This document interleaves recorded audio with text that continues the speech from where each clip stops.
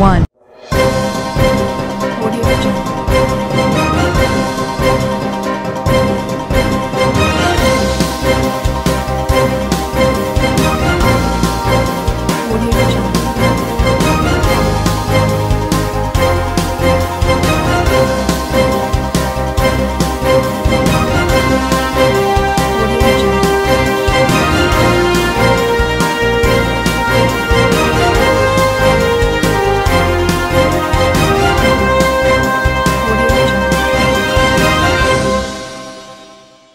नमस्कार, मैं हूं नरेश राघानी और आप देख रहे हैं हॉराइजन न्यूज। अजमेर आदेश नगर थाना पुलिस ने अवैध शराब तस्करी के खिलाफ कार्रवाई करते हुए अंग्रेजी शराब से भरे ट्रक को जब्त किया है, जिसमें 465 अंग्रेजी शराब की पेटियां बरामद की गई, जिसमें करीबन 5,500 बोतलें पाई गई है। पुलिस ने इस मामले में ट्रक के ड्राइवर और खल्लासी को भी गिरफ्तार किया है। सीओ साउथ मुकेश सोनी ने बताया कि मुखबिर की सूचना पर जयपुर से गुजरात जा रहे एक ट्रक को नाकाबंदी के दौरान रोका गया। वह ड्राइवर खल्लासी से पूछताछ की गई। साथ ही ट्रक की तलाशी लेने पर उसमें अवैध अंग्रेजी शराब की पेटियां मिली, जिन्हें बरामद किया गया। आरोपियों से पूछताछ में खुलासा हुआ है कि यह शराब जयपुर से किसी भगवती प्रसाद नामक शख्स ने ट्रक में भरवाई थी और ट्रक को गुजरात छोड़ने के लिए ड्राइवर और खल्लासी को 20,000 रूपए दिए थे। फिलहाल पुलिस ड्राइवर और खल्लासी से पूछताछ कर रही है। साथ ही भगवती प्रसाद नाम के शख्स के खिलाफ भी मामला दर्ज किया है। आज सुबह मुखबिर की सूचना मिली हमारे ड्राइवर को कि अवैध शराब से भरी हुई कोई गाड़ी टाटा LPT आ रही है, उसको रोके तो उसमें भारी मात्रा में शराब हरियाणा निर्मित मिल सकती है। तो SHO साहब के निर्देशन में हमने नाकाबंदी करवाई। नाकाबंदी करवाने पर उस ट्रक को चेक किया गया और चालक से पूछताछ की तो उसमें अवैध शराब भरी हुई पाई गई। तो अवैध शराब की मात्रा को चेक किया गया, गिरा गया तो 465 पेटी, मतलब लगभग 5580 बोतल मैकडोनाल्ड और क्रेजी रोमियो नाम से, अलग अलग ब्रांड है दोनों, इस नाम से हमें अवैध शराब उसमें मिली। चालक विरल नाम से है, कोई गुजरात का खम्बलिया गाँव का, और उसका खलासी रमेश नाम से, पुलिस थाना बाटवा, जिला जूनागढ़ से। इन दोनों से पूछताछ की और इनसे जितनी बात हो गई अभी तक, तो उसमें बताया कोई भगवती लाल नाम से व्यक्ति है जो 20,000 रुपये उनको दिए कि इस गाड़ी को आपको गुजरात ले जाना है। वो जयपुर से उसने माल भरवा के दिया और वो जयपुर से लेकर इसे आ रहे थे। कहाँ ले जा रहे थे? ये इसे गुजरात गुजरात ले जाना बताया गया। अभी तक किसे ले जा रहे थे, कहाँ ले जा रहे थे, कौन व्यक्ति इसमें डील करने वाला है, इस संबंध में खुलासा नहीं हुआ है। अग्रिम अनुसंधान किया जाएगा। सर, माल की कीमत लगभग कितनी होगी? माल की कीमत देख लीजिए, आपकी 6,000 बोतल है, लगभग 5,500, और तकरीबन 400-500 रुपये के आसपास की एक बोतल है। तो आप अनुमान लगा लीजिए, काफ़ी अच्छी खासी मात्रा। सर, टाइम में छुपा के ले जा रहे थे? ये ट्रक के अंदर ले जा रहे थे, कोई घास का तुड़ा था उसको डाल रखा था, फर्जीबिलिटी डाल के संबंध में ले रखी थी उन्होंने, और फर्जीबिलिटी और फर्जी नंबर के साथ में गाड़ी का परिवहन कर रहे थे।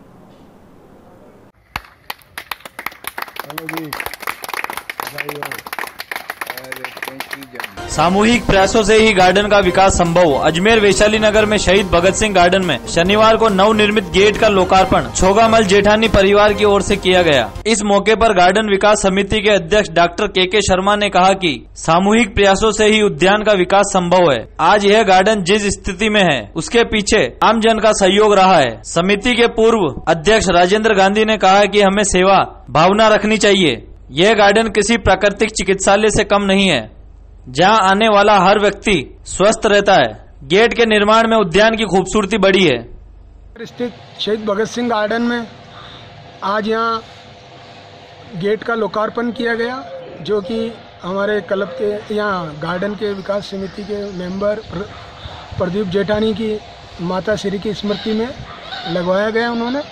और इसका लोकार्पण करते हुए इसकी गार्डन की खूबसूरता बढ़ी है और इसके आने जाने से गेट के आमजन को सुविधा रहेगी।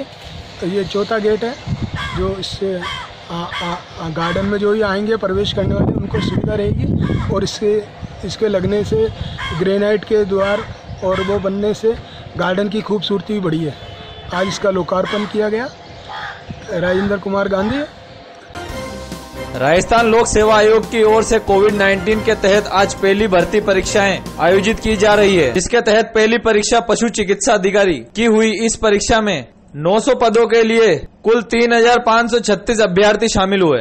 परीक्षा सुबह 9 बजे से 12 बजे तक आयोजित की गई। वहीं दूसरी परीक्षा पुस्तकालय अध्यक्ष द्वितीय श्रेणी के लिए आयोजित हो रही है, जो दोपहर 2 बजे से शाम 5 बजे तक आयोजित होगी। इस परीक्षा में 12 पदों के लिए 14,000 से अधिक अभ्यर्थी शामिल होंगे।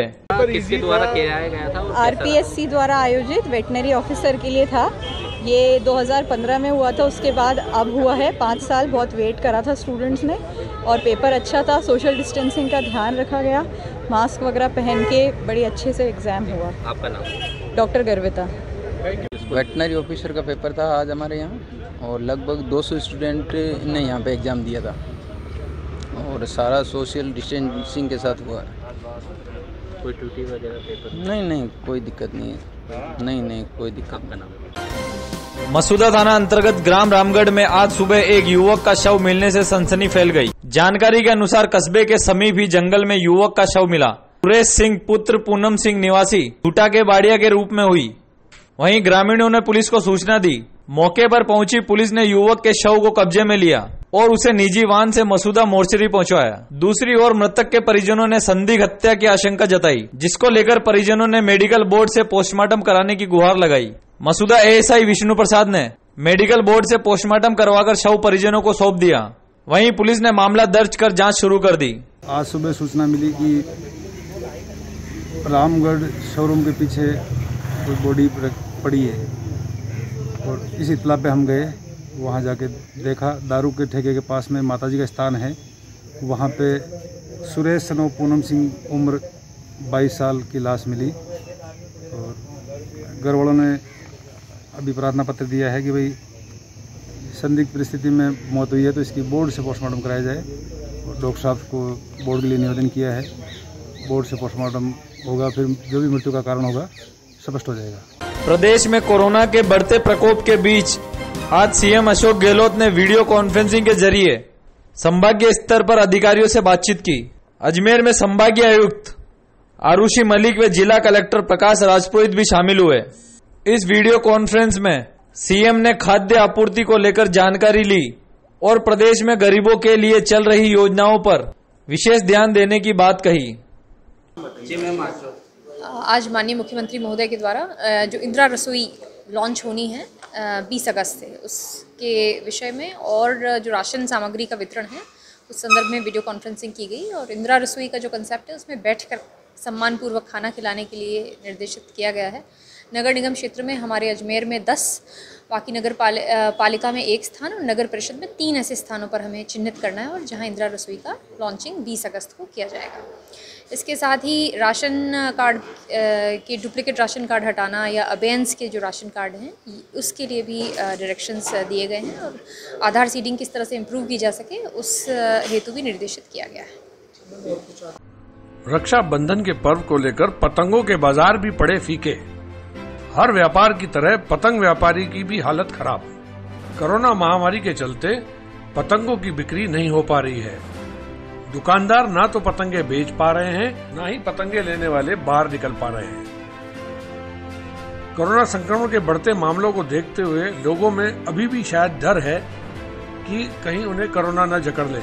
इसी के चलते हर साल की तरह राखी के त्योहार के दौरान पतंगों का चलन इस बार बहुत कम दिखाई दे रहा है। हालांकि व्यापारियों ने बहुत तैयारियां कर रखी है। उनके पास हर तरह की पतंग और हर तरह का मांझा मौजूद है। कुछ मौजूद नहीं है बाजार में तो वह है ग्राहक। अंकल बताइए, कोरोना काल चल रहा है और ये राखी है कल, तो कैसा मार्केट चल रहा है आप लोग? मार्केट तो बहुत धीरे चल रहा है साहब। ये पहले से तो बहुत ही कम मार्केट चल रहा है। ये लॉकडाउन की वजह है या लोग डर के मारे आ नहीं रहे हैं, इसकी वजह से थोड़ा माहौल कम ही है आपकी पतंग का। किस प्रकार की पतंग है, किस प्रकार के मंजे मार्केट में? भाई सारे बरेली के सारे मांझे हैं, पतंगे सारी जगह की है, दिल्ली की भी है, अजमेर की भी, जयपुर की भी है। कौन कौन सी पतंग है? पतंगों कई तरह की वैरायटी है। चील भी कहते हैं, आड़ी भी कहते हैं, गेंद तारा, आँख तारा है, अद्दे हैं, पोनी है, प्लास्टिक में एक से एक डिजाइन है। कहाँ है आपकी दुकान? ये हाथीवाटा में है, मोहन भाई पतंग वाले। बताइए किस तरह का मार्केट? अभी तो साहब देखो लॉकडाउन की वजह से जैसा भी है वैसे चल रहा है। हाँ, पिछले साल से तो बिल्कुल ही डमी हो गया है, और बाज़ार में कोई ऐसी रौनक नज़र नहीं आ रही। वैरायटी तो हर प्रकार की है हमारे पास, लेकिन कस्टमर नहीं। वैरायटी किस किस प्रकार की है? वैरायटी में मेरे पास दिल्ली की सद्दी है, बरेली का मांझा है और लखनऊ की पतंग है। ये आइटम मेरे पास अवेलेबल है। पतंग तो इसमें हमारा कोटवर्ड होता है। इसमें एक चील पतंग आती है, एक अद्दा आता है, एक पौना आता है, और फिर बच्चों की आती है अहमदाबादी पतंग पन्नी की। इसमें फैंसी भी आती हैं और सिंपल पतंग भी आता है। किस प्रकार के क्या नाम होते हैं पतंग? कैसी पतंग होती, क्या नाम होता है? उनमें तो बच्चों के मोनोग्राम्स मतलब वो बने हुए आते हैं, कार्टून्स वगैरह, वो बहुत ज़्यादा बिक्री होती है। ये तो सब पतंग तो सब 15 प्रकार की 20 प्रकार की आती है। एक तो गेंद तारा आता है, मंगल तारा आता है, आड़ी पट्टी आती है, चप आती है, यही पतंगें आती है। इसमें क्या अद्दा, पौना, मजला, ये चीज़ें आती हैं। किस तरह का व्यापार चल रहा है अभी आपका? व्यापार बहुत बढ़िया चल रहा है, इसमें तो कोई कमी वाली बात नहीं। बस ये कहाँ है आपकी दुकान, क्या नाम है आपका? मेरा नाम है प्रदीप कुमार माथुर। अजमेर में आज शाम 5 बजे तक 50 कोरोना पॉजिटिव मरीज आए सामने। वहीं एक जेलन हॉस्पिटल के चिकित्सा कर्मी भी आए कोरोना पॉजिटिव सामने। डॉक्टर संजीव महेश्वरी ने की पुष्टि। सर, किस तरह से अभी हमारे पास कोरोना पॉजिटिव वार्ड में लगभग 45 पेशेंट भर्ती हैं और उनमें से एक पेशेंट वेंटिलेटर पर है। करीब 7 पेशेंट बाई पेपर हैं। 10-12 मरीजों को हम ऑक्सीजन दे रहे हैं। अनफॉर्चुनेटली आज जो हमारे पास पेशेंट भर्ती हुए हैं, कुल 5 पेशेंट भर्ती हुए हैं अभी तक कोरोना पॉजिटिव वार्ड में। गुलाबबाड़ी के भी हैं और शहर के अन्य स्थानों के हैं, लेकिन एक हमारे कोरोना योद्धा भी संक्रमित हुए हैं। वो मेडिसिन विभाग के रेजिडेंट चिकित्सक हैं। थोड़े माइल्ड सिम्टम्स हैं। हम प्रार्थना करते हैं ईश्वर से कि जल्दी स्वस्थ होकर वापस अपने काम पर लौटें, क्योंकि इस तरीके से हमारे हेल्पिंग हैंड थोड़े से कम होते हैं इन लोगों के संक्रमित होने से। लेकिन कोई बात नहीं, ये तो पार्ट ऑफ लाइफ है, ज़िंदगी का जो हमको काम कर रहे हैं। संक्रमण की संभावना आम मनुष्यों से ज़्यादा होती है, लेकिन फिर भी कुछ लोग संक्रमित होते हैं, अपने कुछ लोग ठीक रह पाते हैं। हम ईश्वर से प्रार्थना करते हैं जल्दी संक्रमण रहित होकर वापस अपने काम पर लौटें, हमारी हेल्प करें। सस्पेक्ट वार्ड में भी करीब 18 पेशेंट भर्ती हैं, उनमें से एक वेंटिलेटर पे हैं, 3 बाई पेपर हैं, 3-4 मरीजों को हम ऑक्सीजन दे रहे हैं। अभी की जो लिस्ट है उसमें 50 से भी अधिक अजमेर डिस्ट्रिक्ट के पॉजिटिव आए हैं। बार बार जो मैं कहना चाहता हूँ यही कि हमारा ऑब्जर्वेशन ये है कि फैमिली में एक संक्रमित होता है तो सब संक्रमित होते हैं। शब्द जो हम काम लेते हैं रूम आइसोलेशन, तो इसका सख्ती से पालना सुनिश्चित करें। सभी लोगों से मेरी अपील है कि रूम आइसोलेशन मतलब कमरे की देहरी से भी बाहर का नहीं रखना है आपको, इस बात की सख्ती से पालना करें। राजस्थान लोक सेवा आयोग के तत्वाधान में रविवार को पशु चिकित्सा अधिकारी और पुस्तकालय अध्यक्ष परीक्षा 2019 का आयोजन हुआ। अभ्यर्थियों ने सुबह परीक्षा समय से पूर्व ही केंद्रों पर पहुंचना शुरू कर दिया। हालांकि परीक्षा केंद्रों पर ज्यादा चहल पहल नजर नहीं आई। आयोग ने अभ्यर्थियों को निर्धारित ड्रेस कोड, मास्क पहनना और 1 घंटे पहले केंद्र में पहुंचने के निर्देश दिए थे। उसके हिसाब से ही अभ्यर्थी परीक्षाएं केंद्रों पर पहुंचे। पहली परीक्षा सुबह 9 बजे से 12 बजे तक पशु चिकित्सा अधिकारी के 900 पदों के लिए हुई, जिसके लिए अजमेर में 1, जयपुर में 13, बीकानेर में 2, भरतपुर और जोधपुर में 1-1, वहीं कोटा में 1, उदयपुर में 1 केंद्र पर परीक्षा हुई। इस परीक्षाओं में 3536 अभ्यर्थी पंजीकृत थे। अरे मैडम, पेपर बहुत अच्छा था, बहुत लेवल के हिसाब से, सेकंड ग्रेड के हिसाब से बहुत अच्छा पेपर था। कितने क्वेश्चन है? 150 क्वेश्चन थे, आराम से, बहुत अच्छा सब्जेक्ट, बहुत अच्छा था। राजस्थान थोड़ा टफ था। किस तरह की व्यवस्था रही आपको यहाँ पे एग्जाम देने? मेरा तो बहुत अच्छा रही है, वैसे सारी सुविधा की गई थी, कोई दिक्कत नहीं आई है पेपर में। है RPSC की तरफ से करवाया गया है, बहुत अच्छा पेपर करवाया है। क्या नाम है आपका? कहाँ? मेरा नाम सायर चौधरी है, मैं जयपुर से हूँ। सेकंड ग्रेड के हिसाब से बहुत अच्छा लेवल क्रिएट किया है RPSC ने, बहुत अच्छा पेपर हुआ है और क्वेश्चनों का लेवल वाकई में सेकंड ग्रेड लेवल का था। 3rd ग्रेड का भी दिया है मैंने, तो उनसे काफ़ी अच्छा लेवल था और अच्छा रहा। कितने क्वेश्चन है, किस तरह के क्वेश्चन पूछे गए? 150 क्वेश्चन है, उसमें सुमेलित करना, सन वगैरह और सत्य शुद्ध काफ़ी घुमा फिरा के मतलब बढ़िया लेवल का पेपर दिया है। प्रशासन की भी अच्छी जिम्मेदारी है। कोरोना को देखते हुए सावधानी अच्छी रखी गई है, सोशल डिस्टेंस की पालना की गई है और बढ़िया से। आपका नाम? मनीष कुमार मीणा, टोंक से हूँ मैं। हाँ जी भैया बताइए, आज था आपका एग्जाम? आज लाइब्रेरी ग्रेड सेकंड जो आरपीएससी के द्वारा करवाया गया था, और यहाँ पर स्कूल में सारी व्यवस्थाएं ठीक थी और पेपर हमारे सामने खोला गया था। और उसके अंदर बच्चे कम आए थे कोरोना की वजह से, बाकी सब ठीक था। सोशल डिस्टेंस का पूरा प्रयोग किया, रिकॉर्डिंग हुई थी, पुलिस प्रशासन था और टीचर सारे अवेलेबल थे। किस तरह के क्वेश्चन आए, कितने क्वेश्चन आए थे? क्वेश्चन लाइब्रेरी से संबंधित 100 क्वेश्चन आए थे और अदर जो सब्जेक्ट था उसका 50 क्वेश्चन आया था। कोई परेशानी थी? कोई परेशानी नहीं थी, सारा प्रयोग किया गया था। नाम कौन सा है? जी मैं टॉप से आया। हरिओम कॉलोनी विकास समिति चंद्रवरदाई नगर की ओर से मित्रता दिवस मनाया गया। हरिओम कॉलोनी सचिव सागर मीणा ने बताया कि आज वर्ल्ड फ्रेंडशिप डे है, जो कि इंग्लिश का वर्ड है, इसे हिंदी में मित्रता दिवस कहा जाता है। उसे आज बच्चों के साथ भारतीय परंपरा के तहत टीका लगाकर वे हाथों में मोली बांधकर बनाया गया और साथ ही चाइनीज सामानों का बहिष्कार भी किया गया। हरिओम कॉलोनी विकास समिति की ओर से समय समय पर विभिन्न प्रकार के आयोजन किए जाते हैं। आज फ्रेंडशिप डे है, जिसको हिंदी में मित्रता दिवस भी कहते हैं। उसी के उपलक्ष्य में आज हमने एक कार्यक्रम किया है। जो लोग विदेशी लोगों की जो नीति चली है फ्रेंडशिप डे को, वो जिस नज़रिए से देखते हैं अपने लोग, केवल फ्रेंडशिप एक लड़का एक लड़की से नहीं कर सकता। केवल लोगों की एक सोच है फ्रेंडशिप डे पर केवल एक लड़का एक लड़की को बेल्ट बांधेगा तो फ्रेंडशिप डे बनेगा, ऐसा कुछ भी नहीं है। एक पोता अपने दादा से भी बना सकता है, एक बेटा अपने पिता के साथ भी फ्रेंडशिप कर सकता है। क्योंकि जब पिता और बेटे में दोस्ती हो जाएगी तो वो अपना बेटा जो है वो पिता से किसी तरह का कोई राज नहीं छुपाएगा और वो किसी भी बुराई में या किसी भी दलदल में नहीं फंसेगा, यदि वो उनके घर में ऐसे मित्रता जैसा वातावरण होगा। तो आज हमने उसी को देखते हुए जो चीन का बहिष्कार करना है, हमने बेल्ट का बहिष्कार करा है, स्वदेशी अपनाया है। हमने बच्चों को ये संस्कृति और सभ्यता सिखाई है। रोली और मोली के साथ हमने मित्रता दिवस बनाया है, क्योंकि बच्चे जो हैं वो जाते दुकान पर बेल्ट खरीदते, चाइना का उत्पाद खरीदते, उससे हमारे देश की जो आर्थिक नीति है उसको चाइना को फ़ायदा होता।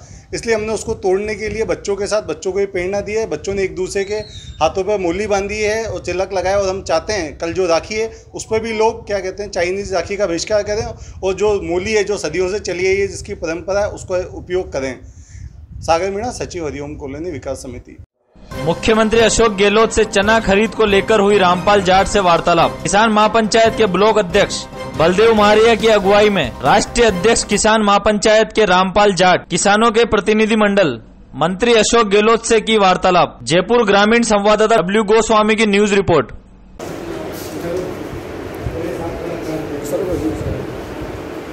चना खरीद के मामले में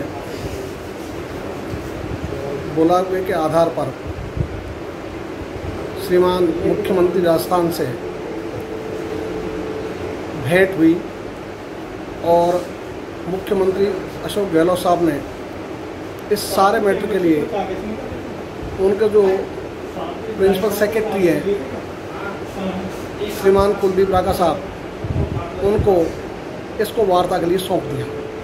अब आगे इसकी वार्ता शुरू हो जाएगी और हमने एक आग्रह किया है कि जो 10 जुलाई को समझौता हुआ, सबसे पहले वे किसान जो सड़क पर आए, जो खरीद केंद्रों पर खड़े थे, उनका चना तो लाया जाए।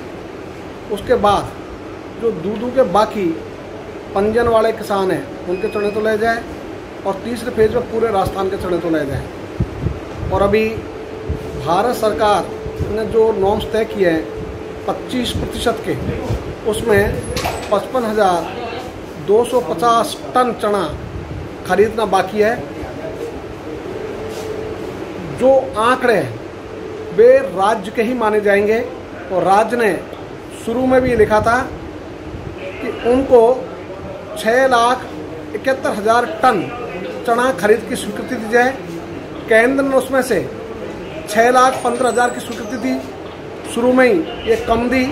राज्य सरकार की ओर से निरंतर लिखा जाता रहा, मुख्यमंत्री जी ने पत्र लिखे, उसके उपरांत भी अभी तक केंद्र सरकार इसको अनुशंसा कर रही है कि हमारी लड़ाई तब तक जारी रहेगी जब तक 25% की सीमा तक चना खरीद नहीं हो जाती और फिर 25 से बढ़ाकर इसको 100% नहीं कर दिया जाता, 25% का प्रतिबंध नहीं हटा दिया जाता।